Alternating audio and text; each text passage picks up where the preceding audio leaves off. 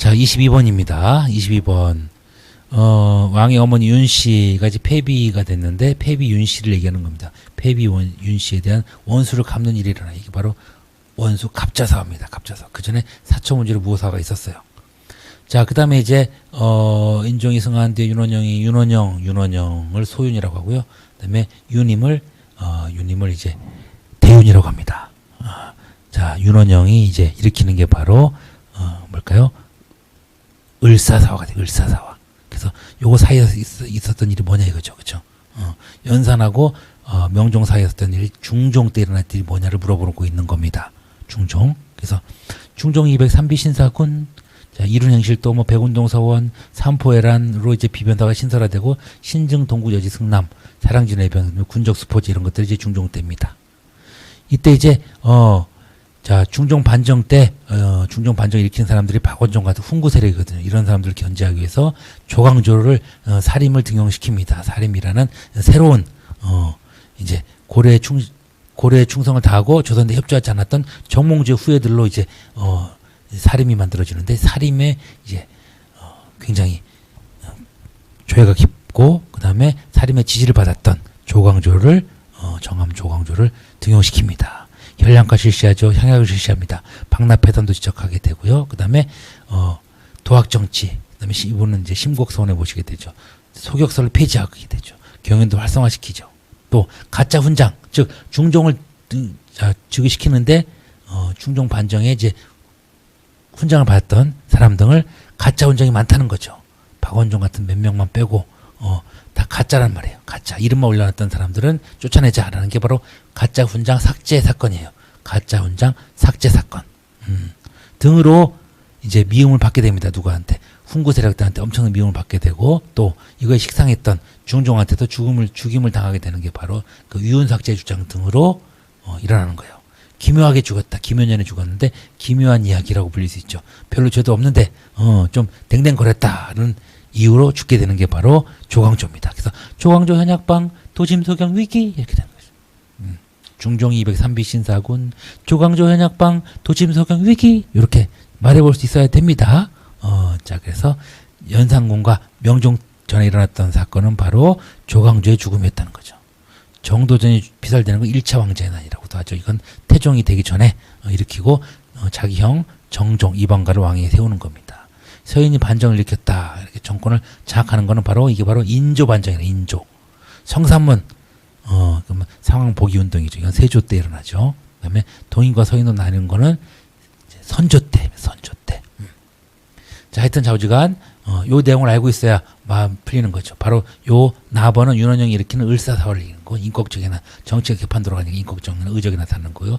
직전법 폐지되고 구황차료 같은 이제 구황 작물 재배하는 것들이 나오게 됩니다. 그다음에 정미약조가 이루어지고요. 을묘해변이 이루어지는데 비변사가 상설화되고 재승방략 체제 등이 만들어지는 게 명종 때다. 이렇게 돼. 그래서 명종 의림직구 정묘상제 이렇게 말할 수 있어야 됩니다. 자, 그 다음 번 23번 보겠습니다. 경북대전에 정원 200명으로 정해 있었다. 생원 진사. 그렇죠. 자, 이 사람들이 이제 100명씩 해가지고 총 200명이 됐다는 거죠. 이 사람들이 이제 학생이 되는 거예요. 그래서 매일매일 원점을 받는데, 이게 바로 300 받으면 이제 문과 초시에 응시할 수 있는 자격이 주어졌다는 거죠.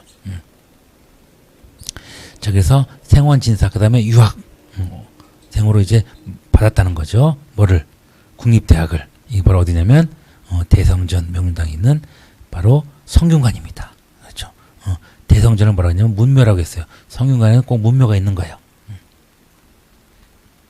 자, 문묘에는 성현을 제사 지내는 겁니다. 성현은 누구예요? 공자와 그 제자들 얘기하는 거죠. 그리고 이제 우리나라의 선현, 안양 선생부터 정몽주서부터 해가지고 이제 이황이 같은 성현도 제사 지내는 거. 아까 했던 조광조도 여기 제사 지내죠. 그걸 문묘 18년이라고도 합니다. 좌수와 별감을 운영하는 거는 뭐냐면 유양소입니다. 유양소. 사림 세력이 주로 성립하는 거 이제 뭐요? 설립한 거는 서원이 되기, 서원과 향약이 됩니다. 부모 9년에 하나씩 설립된 건 이제 지방 국립학교로서 향교가 됩니다. 향교. 자, 제외하고 서원이 철폐가 되는 거죠. 흥선대원군 때.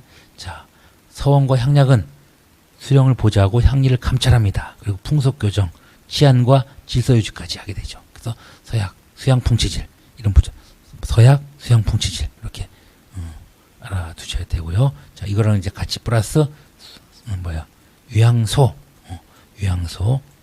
유양소가 이제 살림의 기반이 됩니다. 처음에는 훈구 세력이 있다가 이제 살림 세력으로 넘어오게 되는 유양소가 돼요. 유양소도 좌수 별감 이렇게 기억해 두시면 되겠습니다. 자, 하여튼 지금 물어본 거는 성균관이다. 성균관은 뭐라고요? 성현에 대한 제사를 지냈다는 거죠. 그럼 서원은 선현, 자기네들 지역의 조상을 얘기하는 그건 선현이라고 한다. 선현. 자, 서원은 뭐라고요? 선현에 대한 제사다. 성현에 대한 제사는 어디에 지냈다고요? 성균관에서 지내게 됩니다. 또 누구의 제사까지? 성현에 대한 제사는 성균관과 이제 지방의 국립대학 향교에서 지내게 됩니다. 자, 24번 보도록 하겠습니다. 24번. 자, 왕이 세자 시절에 쓴 칠원시다. 척화를 주장했던 신하들과 청이 볼모로 잡혀갔다가 돌아온 후에 지은 것이다. 그렇죠? 자, 소현세자랑 복림대군이 잡혀가야 되는데 소현세자는 왕이 못 됩니다. 왕이 되는 사람은 둘째 아들 자, 복림대군 효종이 되는 효종. 효종은 자, 서인의 도움으로 북벌을 이제 추진하게 됩니다. 송씨와 같은 사람이죠. 근데 북벌을 실행하지 못해요. 왜? 청나라가 너무 세졌기 때문에 북벌을 실행하지 못하고 나선은 지금의 러시아 땅을 얘기한다. 러시아를 정벌하게 되는데 변급 신유 장군이 1차 때와 2차 때. 1차 때는 누구라고요? 변급 장군이. 2차 때는 신유 장군이 나선을 정벌하게 된다는 거죠.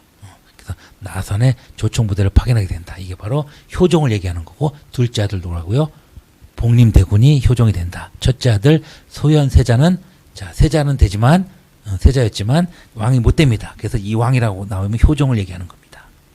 그래서 이런 내용, 즉 북벌을 하겠다는 다짐을 적은 이제 시를 쓰게 되는 누구라고요? 복림대군 효종이다. 기억해 두시면 되겠습니다. 장용영이라든지 동문은 비고 이런 것들은 이제 장조 때 이렇게 되고요. 그다음에 백선 정기비는 숙종 때, 그다음에 동의보감은 허준이 광해군 때 편찬하게 됩니다. 25번 보도록 하겠습니다. 자, 삼복의 단어로 얘기하는 거죠. 이때 언제냐면 경신년을 얘기하는데 이제 숙종 때 경신왕국이라는 게 일어납니다. 국면 전환시키는 건데 이게 숙종은 국면을 전환시키면 다른 당파에다가 완전히 몰아주는 거죠. 서인한테 몰아주게 됩니다. 서인은 이제 노론과 소론으로 갈리게 되는 거예요. 자, 이거 이후에 전개된 사실을 물어보는 거예요. 그 다음에 기사는 값을서 무고농이 이렇게 되는 거죠. 즉 남인이 승리하게 되는 게 뭐냐면 장희빈 때문에. 그런데 장희빈이 아들을 낳는단 말이죠. 그래서 아들을 원자로 책봉한다고 하니까 이걸 반대하는 송시열 등이 이제 사약을 먹게 돼요. 바로 기사왕국이죠. 또 장희빈이 왕비가 됩니다. 인현왕후는 쫓겨나게 되는 거죠. 그런 일은 엄청난 기사거리가 많이 난다. 이렇게 돼요. 기사남. 하여튼 남인이 승리하게 되고 다시 또 이제 남인이 전행이 이루어지고 갑술왕국 때는 서인 중에 소론이 집권하게 되고요. 그 다음에 이제 묵고의 옥 때는 노론이 집권하는데 노론은 연인군을 지지하게 돼요. 연인군이 뭐가 될까요? 바로 영조가 됩니다. 그러면 소론이 지지하는 사람은 바로 장희빈이 낳은 아들 경종이죠. 경종. 그 다음에 연인군 영조. 이때 이루어지는 거는 바로 숙종 때 이루어지는데 숙종 때는 크게 네 번의 왕국이 이루어지는데 경신왕국, 기사왕국, 갑술왕국, 묵고의 옥이 있어요. 그래서 경신노소, 기사는 갑술서 무고 노잉 하고 입에 붙어줘야 됩니다. 그렇지 않으면 어떻게 돼요? 헷갈리게 되죠. 그러면 함정에 빠지기가 쉽습니다. 답은 뭐라고요? 그렇죠. 황국이 일어났다는 거죠. 황국이 일어났다. 황국정치. 자, 예성 논쟁은 현종 때. 자, 정일인 모반 사건은 이제 선조 때. 그래서 서인 전국을 이제 주도하게 된다 그러죠. 이괄의 난은 이제 인조 때 일어나게 되고요. 그 다음에 이제 북인 정권을 할 때는 북인 정권은 바로 광해군 때가 되겠습니다. 자, 좀 쉬었다 가도록 하겠습니다.